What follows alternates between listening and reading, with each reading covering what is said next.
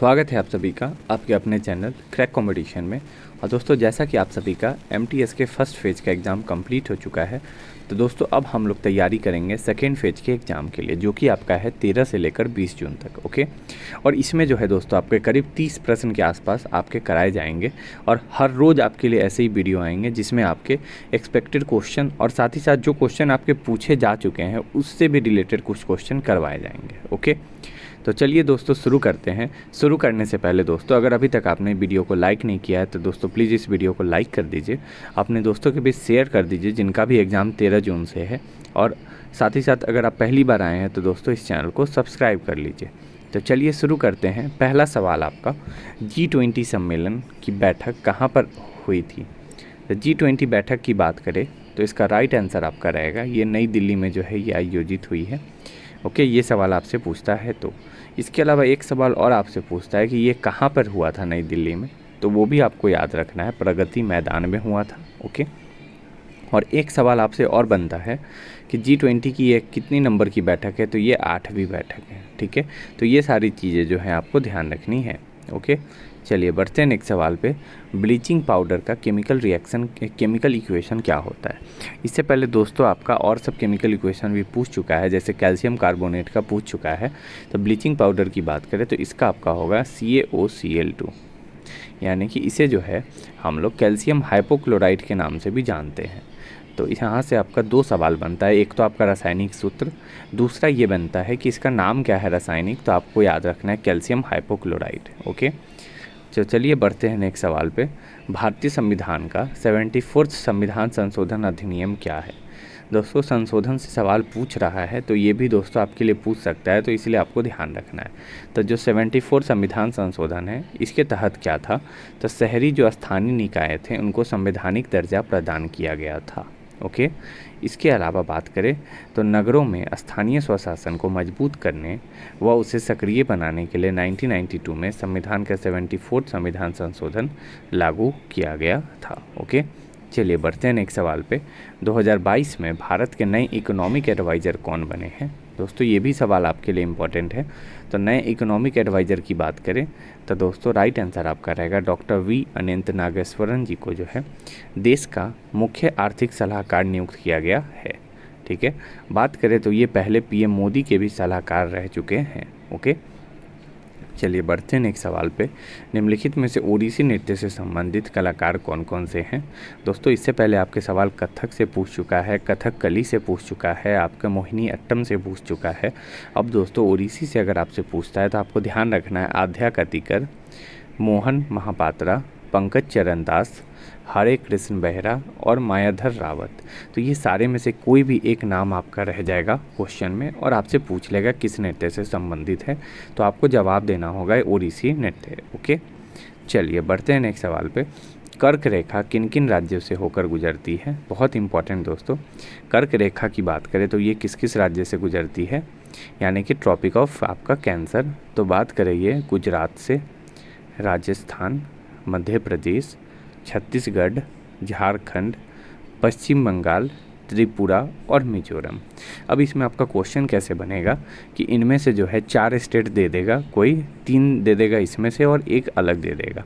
जैसे मान लो आपसे यूपी दे देगा और आपसे पूछ देगा कि किससे नहीं गुजरती है, तो आपको टिक करना होगा, या फिर एक दे देगा इसमें से और बाकी 4 अलग रहेगा। तो इस तरह जो है आपको ऑप्शन इसमें रखना है। मेन इंपॉर्टेंट आपका जो है त्रिपुरा और मिजोरम को ज़रूर याद रखें, क्योंकि ये दोनों से सवाल कन्फ्यूज करेगा आपको। ओके, चलिए बढ़ते हैं नेक्स्ट सवाल पे।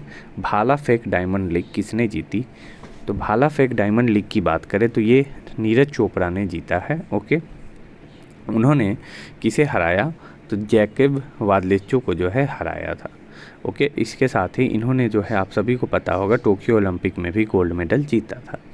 ओके, नेक्स्ट है आपका 1992 में सिनेमा का लाइफ टाइम अचीवमेंट अवार्ड किसे मिला था? तो सत्यजीत राय को जो है 1992 में इस उपलब्धि से सम्मानित किया गया था। ओके, तो आपका आंसर होगा सत्यजीत राय। ओके, चलिए बढ़ते हैं नेक्स्ट सवाल पे। कोणार्क टेम्पल कहाँ पर है? तो कोणार्क टेम्पल की बात करें तो आपका करेक्ट आंसर रहेगा ये उड़ीसा के अंदर आपका स्थित है। अगर आपसे पूछता है कि उड़ीसा में कहाँ, तो आपको ध्यान रखना है जगन्नाथपुरी, पुरी में जो है ये आपका स्थित है। ओके। बात करें तो इस मंदिर का निर्माण जो है वो कलिंग वास्तुकला के अंतर्गत हुआ है। ओके। और साथ ही साथ कोणार्क जो है वो 2 शब्दों से मिलकर बना है, कोण और अर्क। तो ये सारी बातें आपको ध्यान रखनी है। नेक्स्ट सवाल आपका बनता है 400 T20 मैच किस प्लेयर ने खेली है। ये भी बहुत इंपॉर्टेंट है दोस्तों, सवाल बिल्कुल बनेगा, क्रिकेट से सवाल लगातार बन रहे हैं। तो बात करें 400 T20 तो रोहित शर्मा जो है इन्होंने 400वां T20 मैच जो है इस साल खेली है। ठीक है। बात करें तो ये 9वें क्रिकेटर बने हैं दुनिया के इतने ज़्यादा क्रिकेट खेलने वाले। सबसे ज़्यादा अगर आपसे पूछता है कि सबसे ज़्यादा T20 मैच किसने खेले हैं, तो उसका जो रिकॉर्ड है वो वेस्ट इंडीज़ के किरोन पोलार्ड के नाम है, जिन्होंने 614 T20 मैच खेले हैं। और आप सभी को पता है ये मुंबई इंडियंस से भी संबंधित थे। ओके, चलिए बढ़ते हैं नेक्स्ट सवाल पे। प्रधानमंत्री मोदी ने CNG की आधारशिला कहाँ रखी है। बहुत इंपॉर्टेंट दोस्तों। तो CNG की आधारशिला की बात करें तो ये भावनगर गुजरात में रखी गई है। ओके। बात करें तो ये दुनिया के पहले CNG और ब्राउनफील्ड पोर्ट है। ओके। इस पोर्ट को जो है 4000 करोड़ रुपए से अधिक की लागत से विकसित किया जाएगा और इसमें दुनिया के चौथे सबसे बड़े लॉक गेट सिस्टम के साथ साथ दुनिया के सबसे पहले CNG टर्मिनल के लिए अत्याधुनिक बुनियादी संरचना होगी। तो ये इसके बारे में, इस टर्मिनल के बारे में जो है बेसिक इन्फॉर्मेशन थी। ओके, नेक्स्ट सवाल देखते हैं। तो नेक्स्ट है आपका बारदोली का सत्याग्रह कब हुआ था। ये भी बहुत इंपॉर्टेंट है दोस्तों। तो बारदोली की सत्याग्रह की बात करें तो ये 1928 में हुआ था। अगर पूछता है ये हुआ कहाँ था तो ये आपका आंसर होगा ये गुजरात में जो है सत्याग्रह हुआ था। और इसके अलावा एक सवाल ये भी होता है कि इसका नेतृत्व किसने किया था, बारदोली सत्याग्रह का नेतृत्व किसने किया था। तो आपका आंसर होगा दोस्तों वल्लभ भाई पटेल ने जो है ये बारदोली सत्याग्रह का नेतृत्व किया था। ओके, चलिए बढ़ते हैं नेक्स्ट सवाल पे। 61वां संविधान संशोधन कब हुआ था। ये भी दोस्तों आपके लिए इम्पोर्टेंट है। ये संशोधन सबसे पहले तो बात करें 1989 में हुआ था। अगर आपसे पूछता है कि 61वां संविधान संशोधन में हुआ क्या था, तो इसमें जो इलेक्शन में वोट देने की जो आयु है उसे 21 से घटाकर 18 वर्ष कर दी गई थी।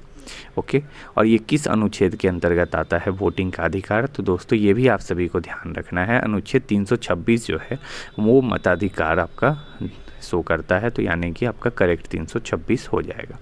इसके अलावा आपसे पूछ सकता है कि जो चीफ इलेक्शन कमिश्नर यानी कि जो इलेक्शन कमीशन है हमारे इंडिया के, उनका जो है आर्टिकल कौन सा है, तो वो भी आप सभी को ध्यान रखना है 324 है। ओके, चलिए बढ़ते हैं नेक्स्ट सवाल पे। कोंकणी, नेपाली और मणिपुरी भाषा संविधान के किस अनुसूची में है। तो संविधान का जो 8वीं अनुसूची है वो हमारी भाषा से संबंधित है।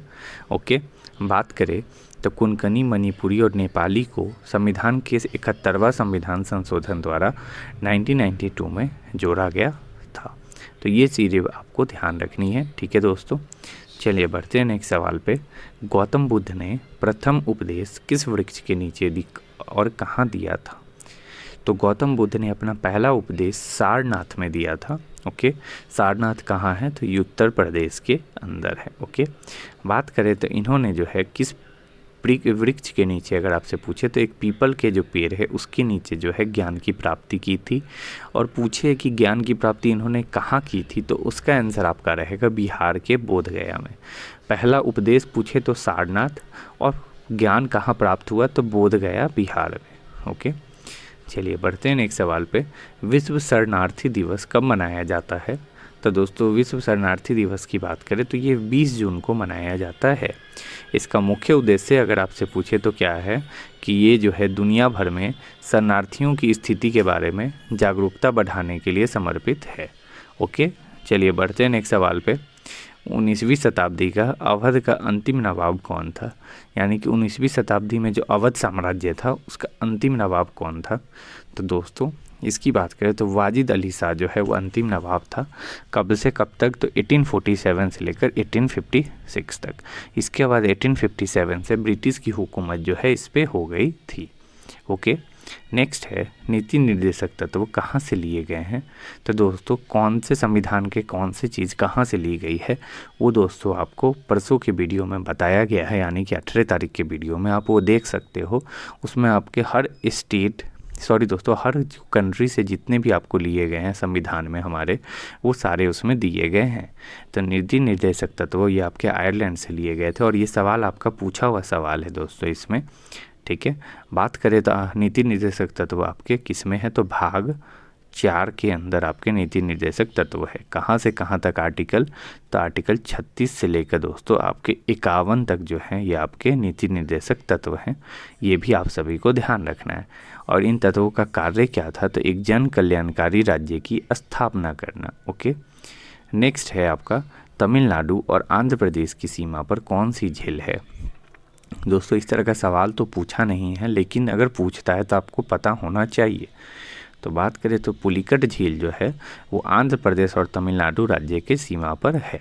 ओके, अगर आपसे पूछता है कि सबसे बड़ी झील कौन सी है, तो आपको ध्यान रखना है चिल्का झील जो है वो भारत की सबसे बड़ी झील है। ओके, और इसके अलावा दोस्तों नेक्स्ट सवाल देखते हैं।